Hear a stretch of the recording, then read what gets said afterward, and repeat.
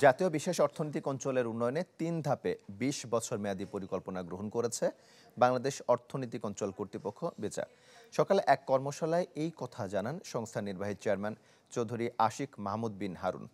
পরিকল্পনাগুলো হলো বিদ্যুৎ, সড়ক অবকাঠামো, বর্জ্য ব্যবস্থাপনা এবং পরিবেশ ও সামাজিক উন্নয়ন, যা বর্তমানে চলমান উন্নয়ন কর্মকাণ্ডের সাথে সমান্তরালে বাস্তবায়িত হবে। নির্বাহী চেয়ারম্যান বলেন, এতদিন কথার সাথে কাজের মিল ছিল না, আগামীতে তা নিশ্চিতের কথা বলেন তিনি। বিনিয়োগকারীদের প্রশ্নের জবাবে তিনি জানান, আমলাতান্ত্রিক জটিলতা কমাতে সরকারি দপ্তরগুলোর সমন্বয় নিশ্চিত করা হবে। প্রবৃদ্ধি ও কর্মসংস্থানের বিষয়টি মাথায় রেখে বিনিয়োগকারীদের জন্য সুষ্ঠু পরিবেশ নিশ্চিত করার প্রতিশ্রুতি দেন তিনি।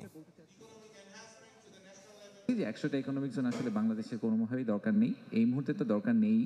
সো আমাদেরকে বরঞ্চ খুবই ফোকাসড ওয়েতে রাইট সাইজ করে কয়েকটা ইকোনমিক জোনে ফোকাস করতে হবে, যেখানে আমরা আমাদের স্টেক হোল্ডার যারা আছেন, তারা ইনভেস্টর বলি বা আমাদের যারা ওয়ার্কার থাকবেন, তাদেরকে যে ফ্যাসিলিটিগুলো আমাদের প্রোভাইড করা দরকার সেগুলো আমরা যাতে ঠিকঠাকভাবে করতে পারি।